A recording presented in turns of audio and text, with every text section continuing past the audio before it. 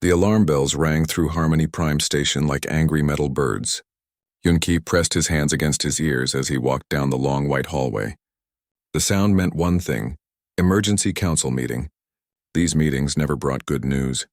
Yun-Ki was Earth's voice in the Galactic Council. He had been doing this job for 5 years now.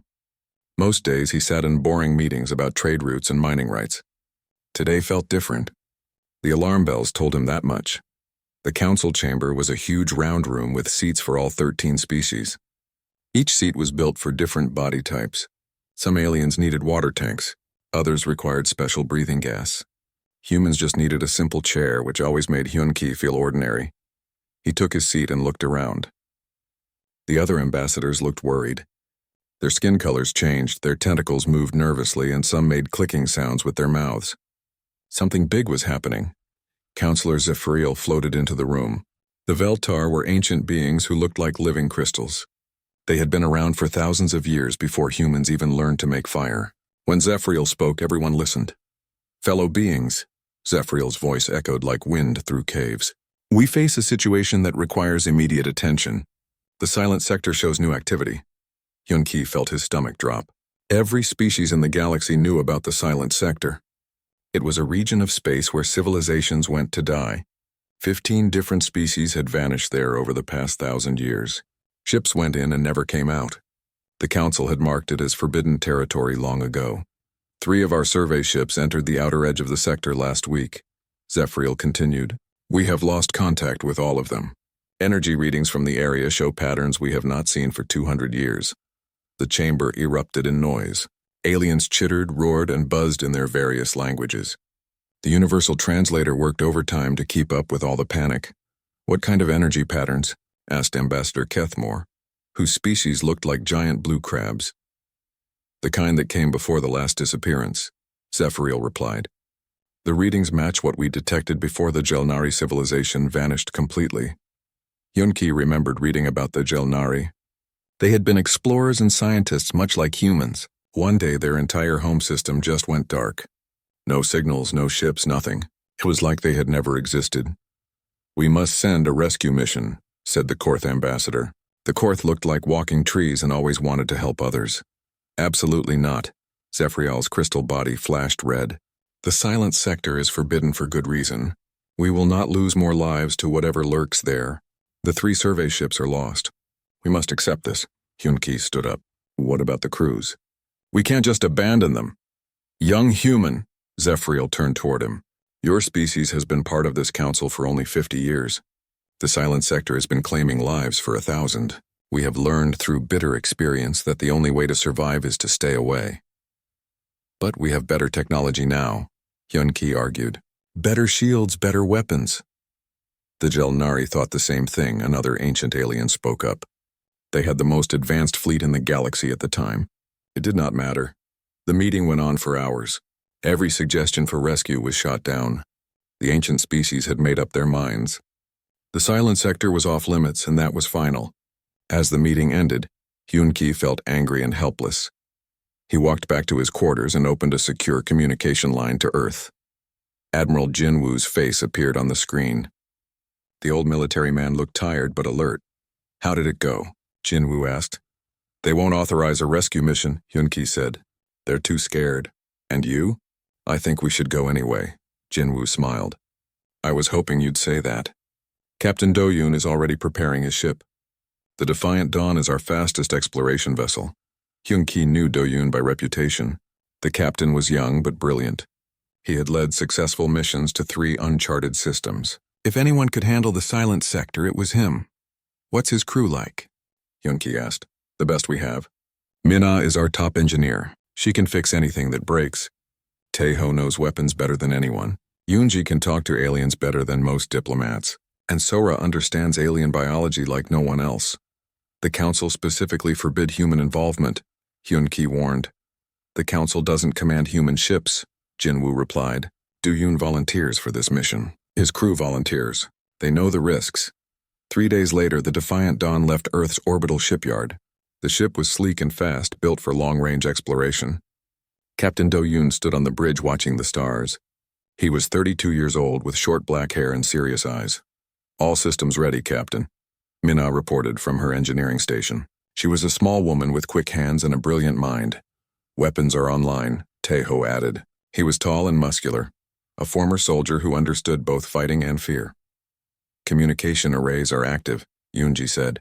She had studied alien languages for 10 years and could speak to almost any species. Biological scanners are working perfectly, Sora confirmed. She was the ship's doctor and scientist, always curious about new forms of life. Duyun looked at his crew. They were young, brave, and maybe a little foolish. Perfect for this mission. Set course for the silent sector, he ordered. The defiant dawn jumped to faster-than-light speed. Behind them, Earth grew smaller until it was just another star. Ahead lay the unknown. The Council had warned them about the silent sector. They said it was death to enter that region of space. Duyun had a feeling they were right. But he also had a feeling that sometimes being right wasn't enough. Sometimes you had to do what was right instead of what was safe. The ship flew toward the silent sector, carrying 5 humans into the dark unknown. The defiant dawn flew through space for 3 days before reaching the edge of the silent sector. Duyun stared at the main screen, but everything looked normal. Stars shined in the distance. A few planets hung in the dark like colored balls. Nothing seemed dangerous or strange. Are we sure this is the right place? Tejo asked. He kept checking his weapon systems, but there was nothing to shoot at. Coordinates matched the Council's data, Yunji confirmed. She had been listening to space radio signals all morning, but I'm not picking up any communication from the missing ships. Maybe they went deeper into the sector, Minna suggested. She was running diagnostics on all ship systems. Everything worked perfectly, which somehow made her nervous. Duyun made his decision. Take us in, slow and careful. The ship moved forward into the silent sector. At first, nothing changed. Stars looked the same. Space felt the same. The crew started to relax a little. Then Yunji noticed something odd. Captain, I'm getting strange readings from our communication array. What kind of strange? Duyun asked. Radio waves are bending in ways that shouldn't be possible. It's like space itself is curved wrong here. Minna checked her instruments. Engine readings are normal, but the power flow patterns look weird. Energy is moving through our systems differently. Sora was studying her biological scanners. Life sign detection is acting up too. I'm getting readings that don't make sense, like there's life everywhere and nowhere at the same time. Duyun felt a chill run down his back. Keep monitoring everything. Report any changes immediately. They flew deeper into the sector. After 6 hours, they found the first piece of wreckage. It was part of a Council survey ship, floating dead in space. The metal hull was intact, but something was wrong with it. Bring us closer, Duyun ordered. As they approached, Minna gasped. Captain, that ship has no energy signature at all, not even residual power. It's like every bit of energy was sucked out of it. What about the crew? Sora asked. Scanning now. Sora worked at her station. I'm detecting organic matter, but no life signs. Wait, this is impossible. What? The organic matter is arranged like living beings, but there's no brain activity, no heartbeat, no cellular metabolism. It's like they're perfect empty shells. Tejo shuddered. You mean they're dead? No, Sora said slowly. Death leaves traces, chemical changes, decay, something. This is different. It's like the life was just removed. They found 2 more wrecked ships over the next few hours. Each one was the same. No energy. Crew members turned into empty shells. Duyun was starting to understand why the Council was afraid of this place. Captain, Yunji called out. I'm picking up a faint signal deeper in the sector. It's very weak, but it might be a distress call. From where? A planet about 4 light hours away. The signal is too weak to make out words, but the pattern looks like it's asking for help. Duyun knew they should turn back. They had found the missing ships, or what was left of them. They had proof that something terrible lived in the silent sector. The smart thing would be to return to Earth and report their findings, but someone might still be alive on that planet. Set course for the signal, he ordered. Captain, Minna said carefully. Maybe we should think about this. Someone is calling for help, Do-yoon replied. We don't abandon people. The planet was called Keth Prime according to their star charts. It had once been home to the Keth civilization, a species of intelligent builders who created beautiful cities. As they approached, they could see massive structures on the surface. Those buildings are huge, Taeho whistled. The Keth really knew how to build. And look at the orbital platforms, Minna added. They had serious technology. But as they got closer, something became clear. The cities were dark. The orbital platforms drifted without power. The whole planet looked dead. Landing area located, Yoonji reported. There's a large platform near the source of the signal. They landed the Defiant Dawn on a metal platform bigger than a football field. Through the windows, they could see towering buildings that reached toward the sky, but no light shined in the windows. No vehicles moved on the streets. Atmosphere is breathable, Sora confirmed. Gravity is close to Earth normal, but I'm not detecting any life signs on the entire planet. Except for that signal, Yoonji reminded them. Do-yoon made his decision. We go out in full environment suits. Stay together. Stay alert. The 5 humans stepped onto the surface of Keth Prime. Their boots echoed on the metal platform. The silence was complete. No wind, no animals, no sounds of civilization. This place gives me the creeps, Taeho muttered. They walked toward the nearest building. It was made of a smooth blue material that seemed to glow slightly. The doors were tall and wide, built for the Keith who had been much larger than humans. Inside, they found a city frozen in time. Tables were set for meals that were never eaten. Vehicles sat in the streets with their doors open as if their owners had stepped out for just a moment. Personal belongings lay scattered everywhere. It's like everyone just vanished in the middle of their daily lives, Sora observed. Minna was examining the technology. Captain, you need to see this. All their machines are intact, but none of them work. Not broken, just completely without power. Even their backup systems? Do-yoon asked. Everything, it's like something drained every bit of energy from the entire planet. But not destructively. More like it was carefully removed. They followed the signal deeper into the city. It led them to a large building that looked like a government center. Inside, they found rows of empty desks and dark computer screens. The signal is coming from below, Yoonji said. There's a basement level. They found stairs leading down into darkness. Their helmet lights cut through the black as they descended. The signal was getting stronger. In the basement, they found something that made them all stop breathing. It was a room full of Keth bodies. But like the crews on the ships, these weren't really dead. They sat at their desks in perfect poses, as if they were still working. Their eyes were open but empty. My God, Sora whispered. What happened to them? In the center of the room, they found the source of the signal. It was a recording device still playing a message over and over. Yoonji worked to translate it. It's a warning, she said finally. A Keth scientist was trying to explain what was happening. He says something came from between the spaces, something that feeds on consciousness itself. The recording continued, and Yoonji's face grew pale as she translated. He says they tried to fight it, but how do you fight something that exists in the gaps between reality? It didn't destroy their bodies or their technology. It just took their minds, their awareness, their very sense of being alive. And then what? Do-yoon asked. Then the recording cuts off. That was the last message from Keth Prime. The 5 humans stood in the silent room, surrounded by empty shells that had once been living, thinking beings. They all had the same thought. They were not alone in the silent sector. Something was watching them. The feeling started as they walked back to their ship. Do-yoon couldn't shake the sense that invisible eyes were watching every step they took. The empty buildings around them seemed to lean in closer, as if the city itself was listening. Does anyone else feel that? Minna asked quietly. Feel what? Taeho replied, but his hand moved to his weapon.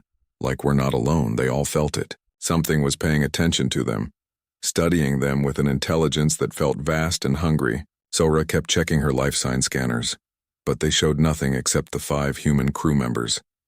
Back on the Defiant Dawn, They tried to make sense of what they had found.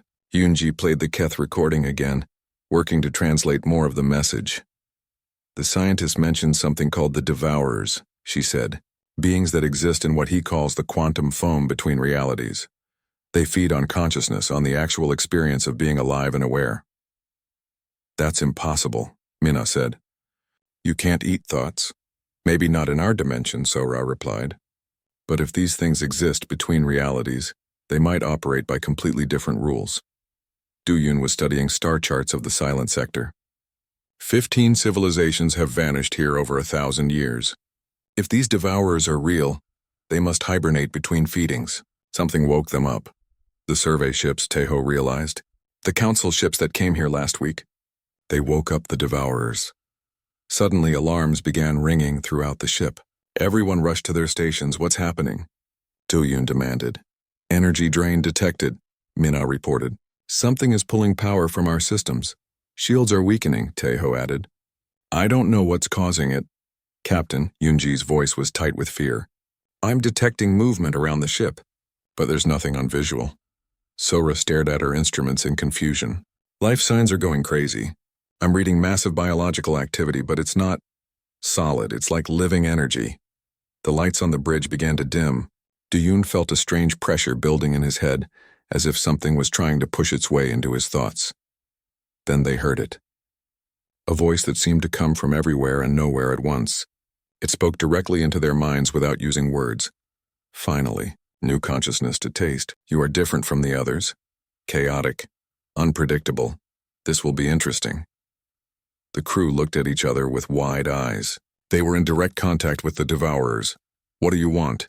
Duyun asked aloud. What we have always wanted, to feed. Your species thinks in patterns we have not encountered before. Most consciousness is ordered, logical, predictable. Yours is messy. Mina found her voice. You're killing entire civilizations just to eat their thoughts? Killing? No. We preserve consciousness within ourselves. The Keth still exist along with all the others. They are part of us now, their knowledge and experiences added to our collective. They're not living, Sora protested. They are living in the only way that matters. Pure thought, free from the limitations of physical form. We offer immortality. By turning people into empty shells, Teho spat. By freeing them from the prison of flesh. Duyun realized the ship's power was dropping fast. Soon their life support would fail. But something else was happening too. The pressure in his head was getting stronger, but it wasn't quite working the way it should. You're having trouble with us, he said. Our minds aren't as easy to drain as the others. There was a pause before the voice returned, and this time it sounded annoyed. Your thought patterns are chaotic, contradictory. You think multiple opposing ideas at the same time. This makes you difficult to process. Yunji suddenly understood. Captain, I think our confusion and fear are actually protecting us. The Devourers feed on ordered consciousness, but human minds are naturally messy. We think in circles, Mina added. We doubt ourselves, change our minds, believe contradictory things all at once. And that makes us indigestible, Sora finished. The voice in their heads grew angry. You will not resist for long. We have fed on countless species. All consciousness follows patterns. We will learn yours. But even as the voice threatened them, Duyun noticed something important. The power drain had slowed. Their chaotic human thoughts were somehow interfering with the Devourer's feeding process. Everyone think as confusedly as possible, he ordered. Remember embarrassing moments, worry about things that don't matter, have random thoughts. It sounded ridiculous, but it worked.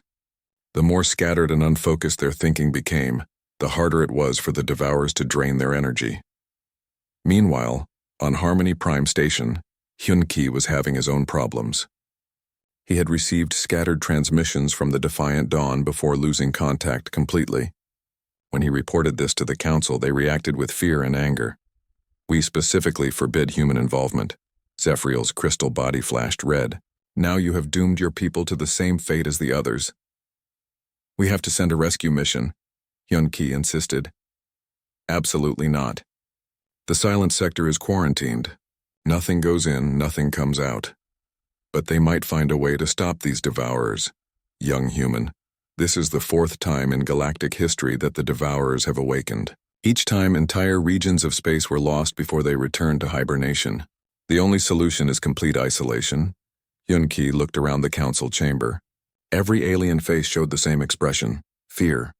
These beings had lived for thousands of years, had seen empires rise and fall, had survived cosmic disasters, but the Devourers terrified them completely. "How long do they stay active?" he asked. "Until they run out of food," another counselor answered. "They drain every thinking being in their territory, then sleep for centuries until new civilizations develop." "And you just let this happen?"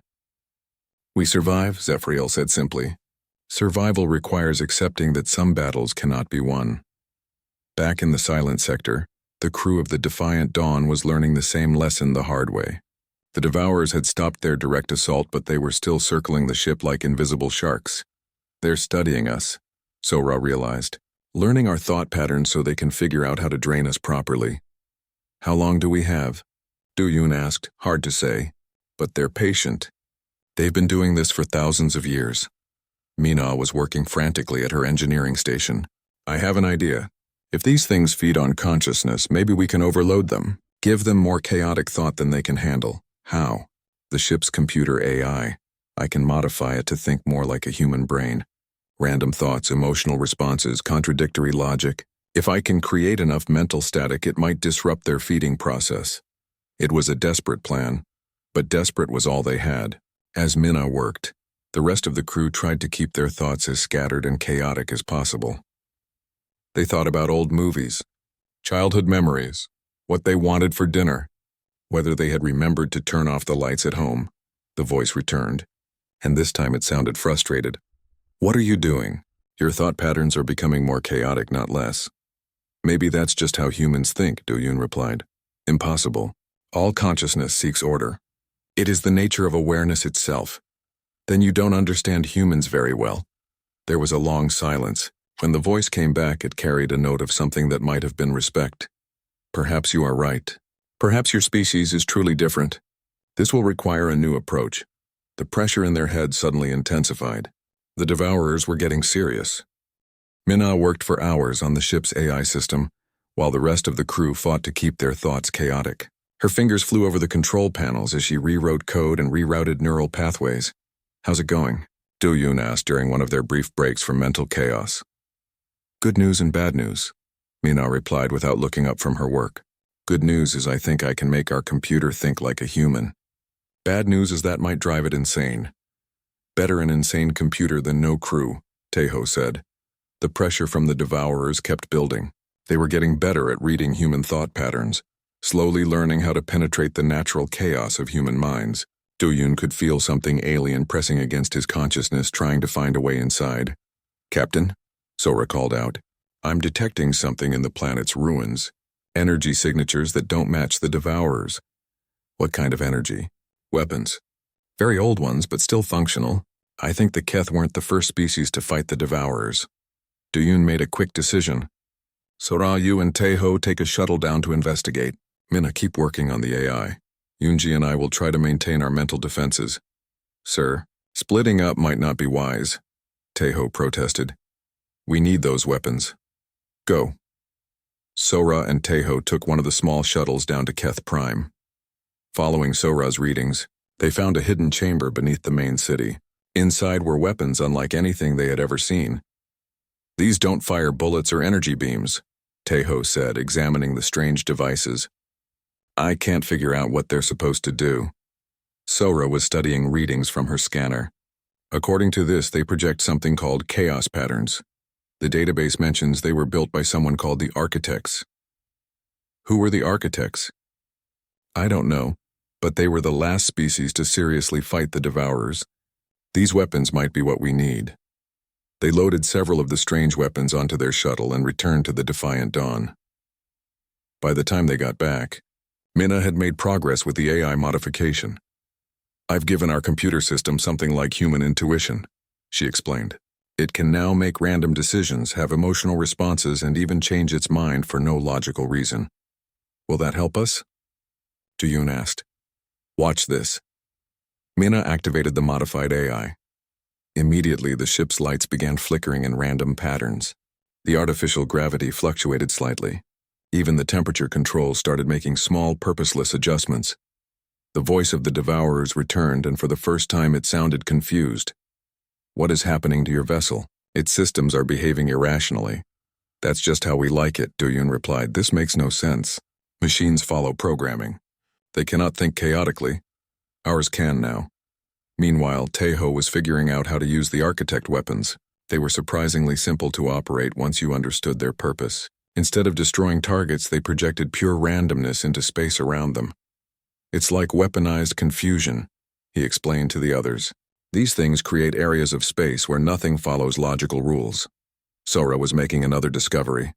While studying the biological readings from Keth Prime, she had found something amazing. Deep in the planet's core, there were faint traces of consciousness.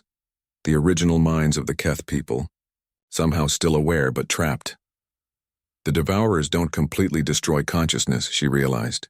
They absorb it, but the original personalities are still there, locked inside the collective. "Can we free them?" Hyunji asked. "Maybe. If we can disrupt the Devourers' collective consciousness, the absorbed minds might be able to break free."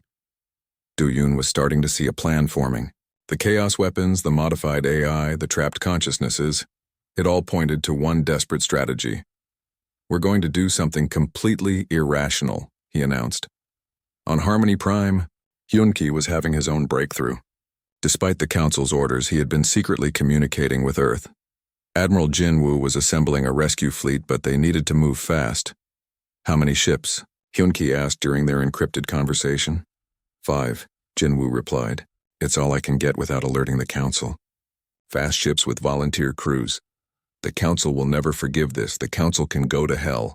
We don't abandon our people." Hyunki thought about the political consequences. Earth was still new to galactic politics. Going against the Council's direct orders could get humanity expelled from the Alliance entirely. "Do it," he said. The rescue fleet launched from Earth orbit under complete communication silence. 5 ships carrying the best crews humanity could provide, flying into certain danger to save 5 people. It was exactly the kind of illogical heroism that made other species think humans were insane. Back in the silent sector, the Devourers were adapting to the crew's chaotic thinking. The pressure in their heads was becoming unbearable. "Your resistance is impressive," the voice admitted, "but ultimately futile. We have absorbed the consciousness of billions of beings. 5 more will make little difference." "Maybe," Doyun said, "but we're going to make you work for it." He looked at his crew. Mina had dark circles under her eyes from working on the AI. Teho was pale from the mental strain.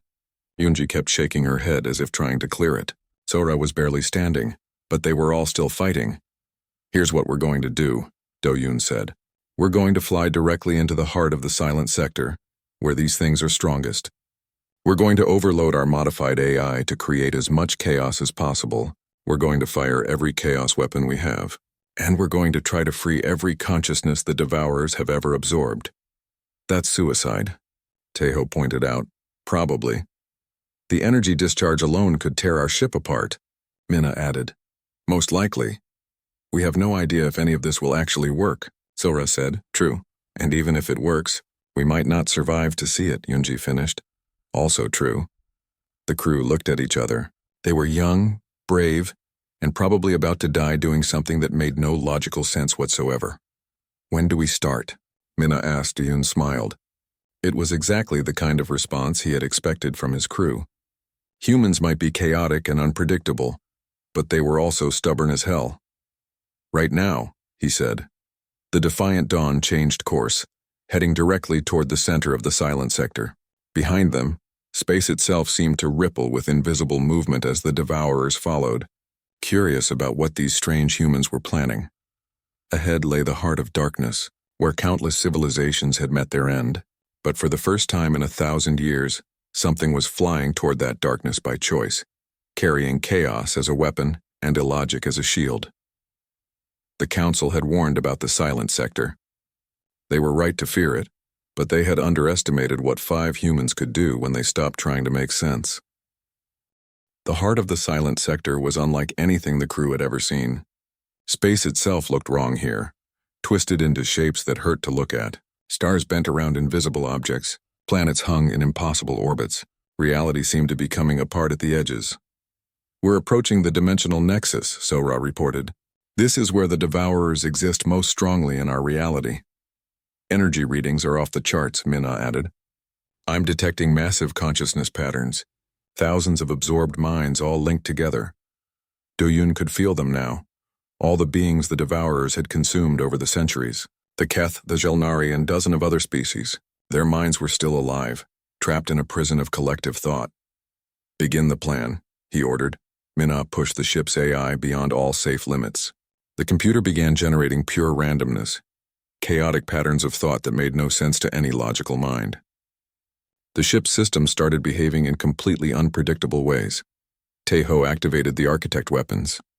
Streams of weaponized chaos shot out from the defiant dawn, creating bubbles of space where normal rules didn't apply. Inside these areas, energy moved backward. Time flowed in circles and cause came after effect. The Devourer's voice exploded into their minds, no longer calm but filled with pain and confusion. What are you doing? Your chaos patterns are disrupting our collective. That's the idea, Do-Yun replied. Yoonji began broadcasting everything she could think of. Human music, poetry, art, literature, comedy shows, random conversations. She pumped the chaotic beauty of human culture directly into the dimensional nexus. The effect was immediate. The collective consciousness of the Devourers began to fracture as human chaos spread through their ordered thoughts like a virus. They had spent thousands of years absorbing logical, predictable minds. Human irrationality was like poison to them. Stop, the voice screamed. You are damaging the collective. Billions of preserved consciousnesses will be lost. Maybe they want to be lost, Sora said. She was using her medical scanners to locate individual consciousness patterns within the collective. Maybe they want to be free. She was right. As the Devourer's control weakened, the absorbed minds began to stir. The crew could sense them, ancient beings awakening from forced sleep, remembering who they used to be. But the plan was working too well. The chaos they had unleashed was spreading beyond their control. Dimensional rifts were opening throughout the silent sector. The very fabric of space was beginning to tear. Captain, Minna shouted over the alarms, the dimensional stress is too much. Reality is breaking down. How long before total collapse? Do-Yun asked. Minutes, maybe less. The Devourers were fighting back now, trying to reassert control over their collective consciousness. But the damage was done. Chaos had taken root in their ordered thoughts. You have doomed us all, the voice said, and for the first time it sounded afraid. Without the collective, the absorbed minds will die truly. Is this your idea of rescue? Do-Yun realized they had reached the critical moment. Someone had to go into the dimensional nexus and guide the freed consciousnesses to safety. But the energy levels would kill any physical being instantly. I'll do it, he said. Captain, no, Minna protested. The radiation alone will burn you to atoms. Someone has to guide them out. And I'm the captain. He started toward the shuttle bay. But Taeho grabbed his arm. There has to be another way. There isn't. You know there isn't.